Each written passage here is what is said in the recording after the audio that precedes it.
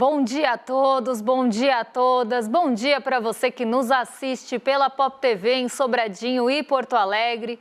Sejam todos muito bem-vindos e bem-vindas a mais um ICL Mercado Investimentos. E hoje é quarta-feira, mas não é qualquer quarta-feira. Além de ser véspera de feriado aqui no Brasil, também é super quarta. Então a gente vai falar das expectativas para as decisões aí de juros, tanto aqui quanto nos Estados Unidos. Vamos passar também pelo IGP-10, aquela prévia da inflação da FGV, para ver o que deve pressionar o nosso bolso nesse mês, segundo aí esse instituto. Claro que não são os mesmos pesos, não é a mesma metodologia do IPCA, mas tudo isso vem antes para a gente já tentar entender o que vai mexer com a gente aí, com a nossa carteira, com a nossa bolsa nesse mês agora de junho. Mas vamos passar por todos esses assuntos importantes e antes temos a agenda. Então vamos ver o que já saiu, o que tem para sair, quem que fala hoje, quem não fala. Vamos lá, porque logo cedinho no Reino Unido, às 3 horas da manhã aqui do Brasil, saiu o CPI e o núcleo. CPI, Índice de Preços ao Consumidor, e seu núcleo. Às 6 horas da manhã, na zona do euro, também saiu o Índice de Preços ao Consumidor e o núcleo de maio.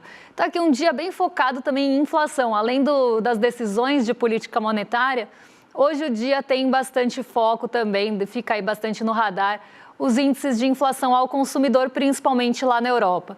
Às 8 horas aqui no Brasil saiu o IGPM de junho, mas aquele IGPM que não é o fechado do mês, é o do segundo decêndio. 9h30 da manhã nos Estados Unidos, saiu as construções de moradias iniciadas e permissões para novas obras também.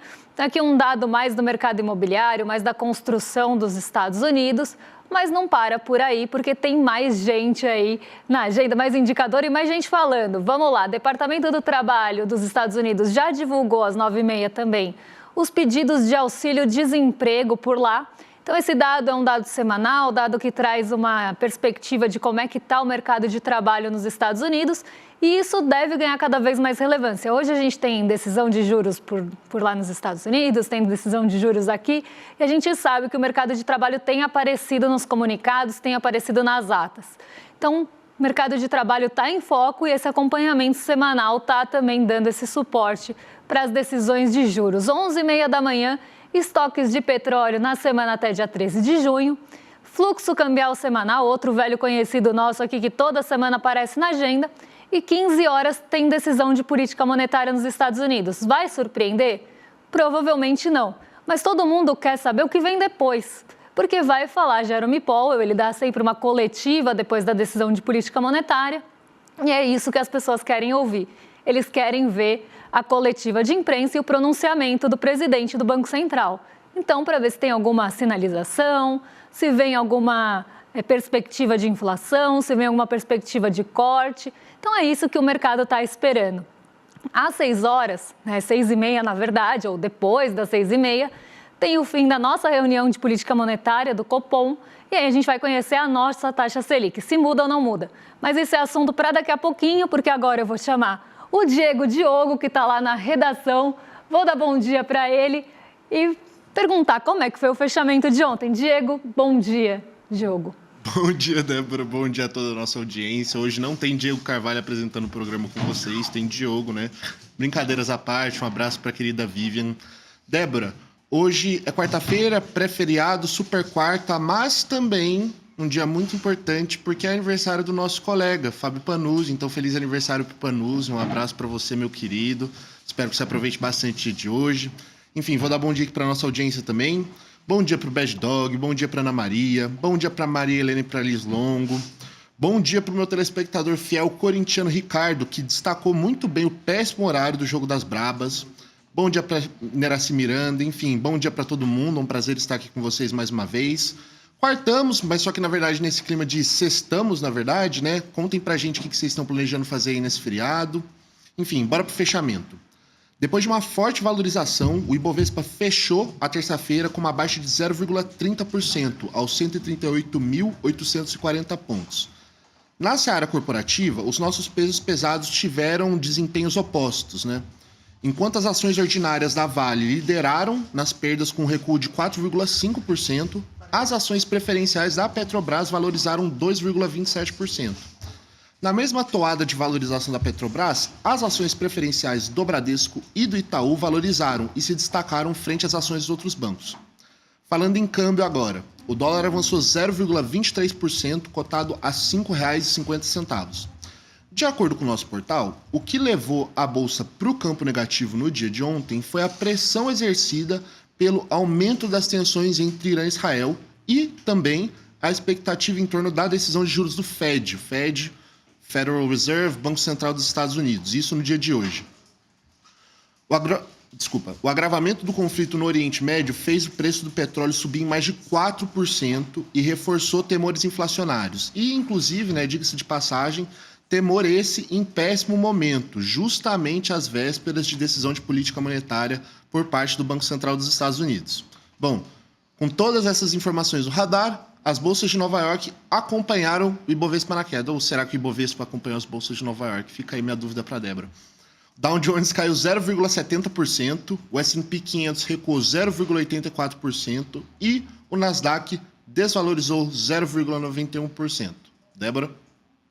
Vamos lá, vamos explicar esse movimento aí que a gente viu nos mercados ontem e por que tem toda essa cautela. Aliás, eu vi um tequinho ali, um trechinho de Sarrazar. A gente tem celebridades ali que vão passando, na nossa redação, e eu vi um trechinho de Sarrazar ali. Vou mandar um beijo para a Sarrazara que está ali no lado do Diogo. Mas vamos entender esse fechamento agora, vamos ver como é que isso ficou e por que é que isso aconteceu. Primeiro ponto aqui é que ainda tem muita indefinição e muito temor em relação ao posicionamento dos Estados Unidos nos conflitos ali entre Israel e Irã. Se os Estados Unidos vão entrar de uma forma mais intensa ou não nesse conflito. Parece que ficou uma coisa ambígua, principalmente na fala do Donald Trump ontem, e aí os mercados reagiram com cautela, porque se você tem uma incerteza pela frente, se você não sabe o que vem pela frente, você não se posiciona. Ainda mais em um dia, por exemplo, que o petróleo ficou muito volátil mais uma vez. Então, nesses momentos, nessa incerteza, nessa nebulosidade, é o que sempre falam, até um jargão de mercado. Se você está com o carro na estrada e você vê uma neblina que você não consegue enxergar para frente, não consegue olhar um palmo, você vai parar o carro até que você tenha uma visibilidade. E é isso que está acontecendo no mercado agora. Já tinha toda uma incerteza em relação a posturas anteriores de Donald Trump. Agora a gente tem mais uma incerteza, estão empilhando camadas de incerteza, porque ele é uma pessoa muito instável. Um dia ele fala uma coisa, no outro dia ele muda de ideia. Foi assim com as tarifas e está sendo assim agora com o conflito no Irã. Então essa ambiguidade deixa o mercado muito cauteloso. Ele não vai querer se posicionar, não vai querer entrar forte em um ativo se ele acha que ele pode mudar de direção e fazer o investidor perder dinheiro. Então está todo mundo nesse compasso de espera. Primeiro ponto. Segundo ponto é que tem decisão de juros hoje, tanto nos Estados Unidos quanto aqui no Brasil. Isso também traz um sentimento de cautela, isso também deixa todo mundo receoso, porque ninguém vai se posicionar, ninguém vai comprar ativo, ninguém vai se posicionar em juros de uma forma muito forte, porque tudo pode mudar se tiver uma decisão que vá na contramão, ou mais que isso, não só a decisão, porque isso já está muito dado, mas se você vai ter uma sinalização de alguma movimentação que não se está esperando. Então, se isso acontecer, também joga água no chope de todo mundo, também joga areia nas expectativas. Então, nesses momentos que você tem essa indefinição, todo mundo espera para tomar decisão. E é isso que a gente viu acontecer no mercado ontem. O mercado está muito temeroso em relação à escalada do conflito no Oriente Médio, como isso pode mexer com os preços, como isso pode mexer com as commodities, e está todo mundo ali meio que esperando para ver o que vai acontecer, para aí sim se posicionar e sim entrar nos mercados. Então esse foi o ponto aí chave de ontem na movimentação de Nova York, que bateu aqui no Brasil, respondendo Diego. A gente acabou ficando um pouco refém também desses movimentos de fora e das commodities. Agora eu já vou puxar o gancho para o nosso próximo assunto, que é a super quarta. Ela chegou, Então vamos ver aí o que tem para essa super quarta, o que a gente espera para super quarta aqui, nossa querida super quarta. Quem sabe ela não vira uma caneca, porque a nossa não é uma super heroína, mas é o dia que os juros são decididos aqui e nos Estados Unidos. E quando essa data casa, a gente chama de super quarta, porque é um dia que tudo pode mudar. E as expectativas nos Estados Unidos são de manutenção de juros. Então, por lá não deve mudar muita coisa. Até a gente tem um monitoramento do CME Group aqui, que traz, né, essas perspectivas do mercado, o que eles estão esperando, expectativas e projeções. É uma pesquisa, não é nem uma pesquisa como a do Broadcast, que a gente traz aqui de vez em quando. É mais baseada nas negociações de juros nessa Bolsa de Chicago. Então, vamos ver como é que ficou aí o monitoramento do CME, porque ele mudou ao longo do tempo. Há um mês, se vocês verem aí na tela, 91% dos contratos e dos agentes apontavam para manutenção dos juros, mas tinha ali 8%, 8,60%, que acreditava que esse mês de junho já podia ter algum corte. Para quem acompanha a gente aqui sempre, né, essas possibilidades foram aventadas em alguns momentos de decisão, de divulgação de inflação, de divulgação de mercado de trabalho. Então, quando esses dados foram sendo divulgados, isso trouxe até um otimismo que lá ia cortar juros, mas isso não perdurou, isso não se sustentou e de uma semana para cá, principalmente, a gente viu essas expectativas mudarem. E agora, ainda que majoritariamente já era a expectativa de manutenção, continua, só que em patamares maiores. Então, há uma semana, 97,6% dos contratos apontavam para manutenção e 2,40% aqui para corte. Depois 2,60 corte, 97,4 de manutenção. E agora, hoje de manhãzinha, né, que foi a hora que eu peguei o dado, 99,9 para manutenção e só 0,10 para corte. O que mudou da semana passada para cá? O que mudou de um mês para cá? Que essas expectativas de corte foram perdendo força ou foram desaparecendo do gráfico, como vocês podem perceber. Justamente o conflito no Oriente Médio. Isso pode aumentar os preços, isso pode trazer consequências para os Estados Unidos e vocês sabem que o único remédio dado para a inflação dentro dessa lógica de economia mais ortodoxa, dentro dessa lógica que a gente tem prevalecente no mercado, é aumento de juros ou manutenção em patamares mais altos. Então, se você tem uma expectativa que vai subir petróleo e isso vai encarecer os produtos de uma forma geral, vai esperar que tenha alta de juros ou manutenção nos patamares altos. E foi isso que mudou essas expectativas aqui. Vai fazer alguma diferença subir juros nos Estados Unidos para segurar o preço do petróleo? Muito provavelmente não, né? O efeito é muito residual. Mas tanto que quando a gente olha núcleo, a gente exclui preços voláteis, que é justamente petróleo e alimento, né? Então, são os preços menos sensíveis a juros. Mas se você desaquece a economia, ela vai demandar menos petróleo, pode ter algum impacto no preço, mas ainda residual. E aqui a gente vê, né, que já teve uma mudança de expectativa com base nessa mudança de preço de petróleo. Aqui para o Brasil, a expectativa ficou dividida também, porque o mercado voltou a cobrar, voltou a pressionar para que tenha alta nos juros. Isso, como eu falei ontem, não está aparecendo no Focus ainda, porque a mediana não deslocou. Mas já tem uma parte importante dos agentes do mercado, aqui sim pesquisa respondida, que esperam que vai subir aí os juros no Brasil. Então, vamos ver como é que ficou essa divisão de expectativas. Porque 56,2%, 27 dos respondentes, dos 48 respondentes, esperam aí que a taxa fique nos 14,75, que não vai ter alta. 43,75, quase metade aí dos respondentes, 21 de 28, esperam que tenha alta nos juros e que vai para 15%, alta de 0,25 ponto percentual. Então, a gente começa a ver de novo uma pressão do mercado e dos agentes de mercado, que são as pessoas que respondem essa pergunta, justamente já apontando para uma Selic terminal em 15%. Eles estavam aceitando 14,75, parte ainda aceita, mas já tem uma parte apontando que quer mais juros, como se nunca, né, nunca é suficiente, nunca basta.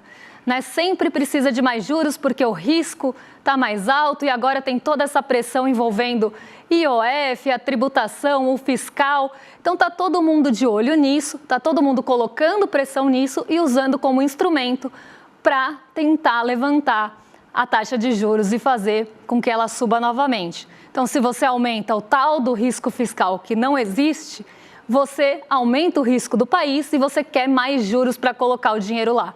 É esse recado que está sendo dado aqui. E como o mercado não aceita um aumento de arrecadação, ele quer o ajuste feito via corte de gastos, quando isso não é satisfeito, começa a pressão pelo risco, começa a pressão pelo aumento do risco país, e isso vai bater nos juros. E se você também tem uma perspectiva de manutenção de juros mais altos nos Estados Unidos, as pessoas também usam isso como uma desculpa para pressionar os nossos juros aqui, porque precisa manter o diferencial entre os juros, como se já não fosse diferença também suficiente. A gente tem a terceira maior taxa de juros real do mundo e eu nunca vou parar de repetir isso enquanto a gente tiver esse cenário, essa aberração aqui no Brasil. Mas vamos falar de outro assunto aqui, que é o IGP-10, porque teve divulgação na FGV esses dias, né? Se não me engano foi na segunda-feira, e a gente vai contar para vocês como é que ficou esse IGP-10, né, Diego? Exatamente, Débora. Antes, na verdade, da gente entrar no IGP-10, só queria destacar aqui o comentário da Letícia, Mamãe Cansada, o nome dela, que comentou como que é insuportável, né, o fato do mercado nunca estar plenamente satisfeito com a taxa de juros e continua pressionando por essa alta, como você mesmo muito bem disse, Débora. Agora, a respeito de IGP-10, ele foi divulgado nesta segunda-feira pela Fundação Getúlio Vargas, a famosa FGV, e aqui para quebrar o mito de que nós temos algum favoritismo com o IBGE. Brincadeiras à parte, né? Mais especificamente ainda, ele foi divulgado pelo Instituto Brasileiro de Economia da FGV, o IBRE-FGV. E o Índice Geral de Preços 10, que, se eu não me engano, pega do dia 10 de um mês até o dia 10 do outro, me corrija se eu estiver errado, Débora, caiu 0,97% em junho.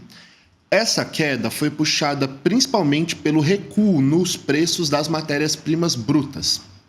A expectativa dos analistas era de uma baixa ainda maior, na verdade, de 1,06%. Mas já em 12 meses, o índice acumula uma alta de 5,62%. Agora, no atacado, o IPA, que é o Índice de Preços ao Produtor Amplo, um dos componentes do IGP-10, que, aliás, representa a maior parte do índice, também teve um forte recuo e caiu 1,54% nesse mês. Agora, Débora, o que mais que a gente consegue analisar dentro do IGP-10? Bom, a gente consegue tirar algumas coisas importantes daí, né? Principalmente nessa desaceleração que aconteceu nesse mês ou nessa prévia do mês de junho. E até vocês acham que eu não leio comentários, mas quando eu viro aqui para o lado eu também leio comentários e alguém percebeu que a estética da nossa super quarta é do Cuphead. E é mesmo, porque é um dos meus jogos preferidos. A gente estava até falando isso na redação, e vamos jogar para desestressar? E aí você fica mais estressado? Pois é, eu jogo Cuphead para desestressar e eu fico muito estressada quando vem aquela fase que a gente não consegue passar de jeito nenhum. Mas voltando para o IGP-10, porque né, a gente não é um programa de games aqui, a gente teve uma desaceleração importante no índice esse mês, e essa desaceleração ela veio de novo dos preços ao produtor.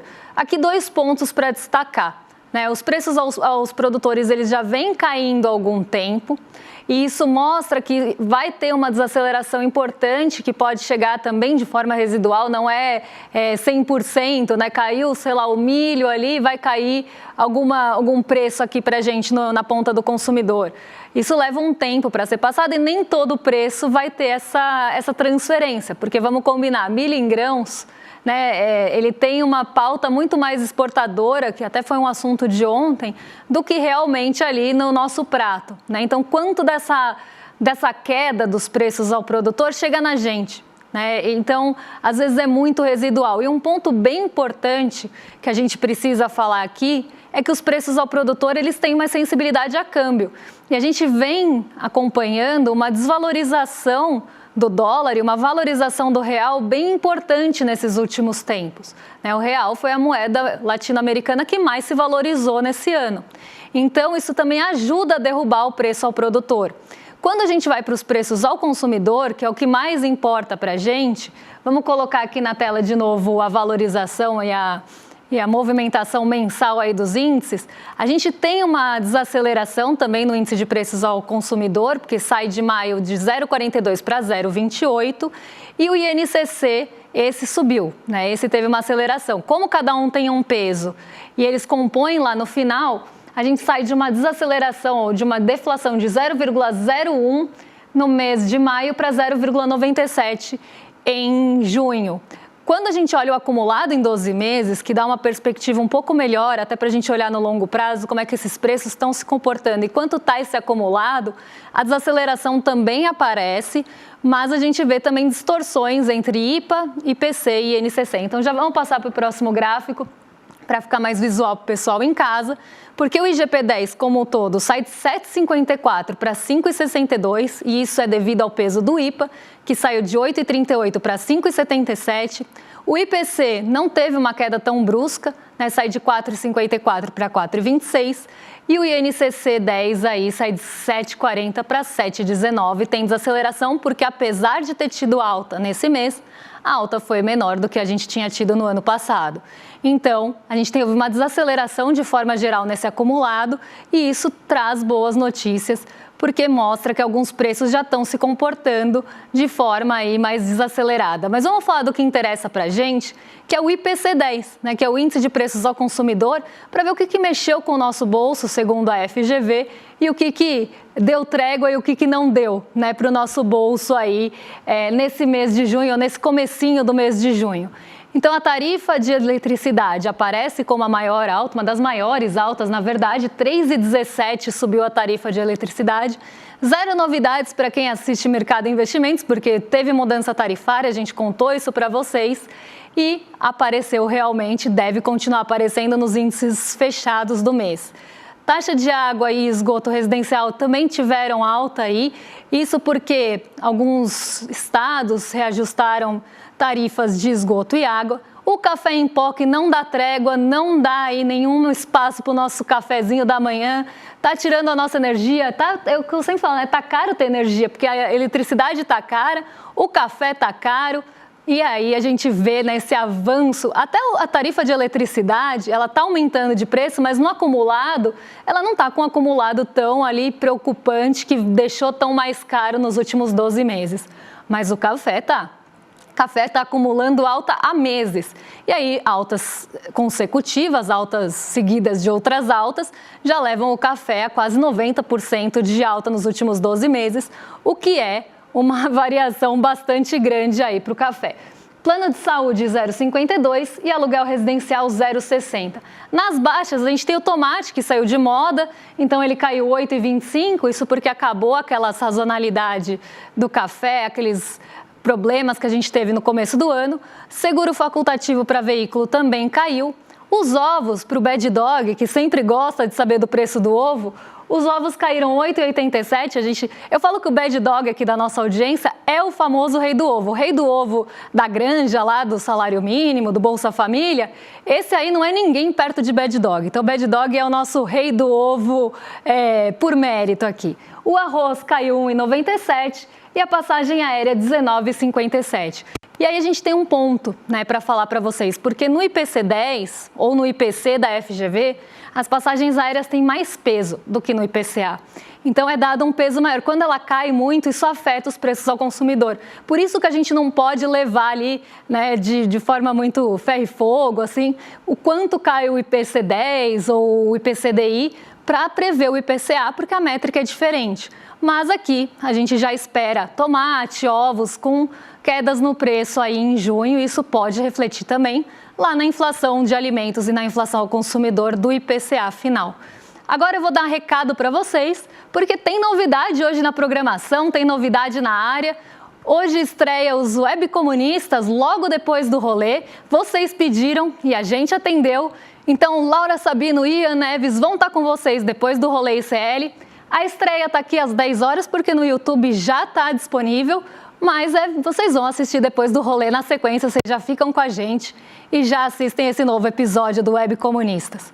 E agora vou entregar para os nossos rolezeiros, para os nossos vizinhos de cima, porque Roberta Garcia e Guga Noblar já estão lá para receber vocês. E tive spoiler que parece que hoje tem quadro especial lá no rolê. Não vou falar muito mais, também quero assistir, sou fã desse quadro. E vou deixar aí vocês com um gostinho de surpresa. Não a surpresa que a gente espera da Super Quarta, porque essa não surpreende ninguém, né? Mas para uma surpresa aí do que vem pelo rolê. Um beijo e até segunda-feira. Fala, turma! A gente teve no domingo uma das aulas mais importantes da história do ICL e também uma das que teve o maior público até hoje. Uma aula onde o professor João César Castro Rocha revelou em detalhes o plano em curso da extrema-direita no Brasil. E é um plano para semear o caos e colher o poder total. Se você não assistiu essa aula, você tem a obrigação de fazê-lo. Isso porque se todos não souberem do que está acontecendo e se a gente não se juntar para enfrentar, a gente corre o maior perigo que já correu até hoje. A gente liberou o replay dessa aula para que você possa assistir. Olha só, eu aqui no reino dos livros. Há mais de 150 anos, o poeta Castro Alves recomendava: bendito que semeia livros, livros a mancheia. O livro caindo na alma é germe que faz a palma, é chuva que faz o mar do conhecimento. O conhecimento que liberta. ICL, Instituto Conhecimento Liberta. E agora a gente tem uma lojinha de livros para você. Livros à mancheia. Livros de alta qualidade que te ajudam a pensar. Venha buscar os nossos livros agora, abrindo a nossa lojinha de livros, souicl.com.br. Vamos pegar os livros à mancheia.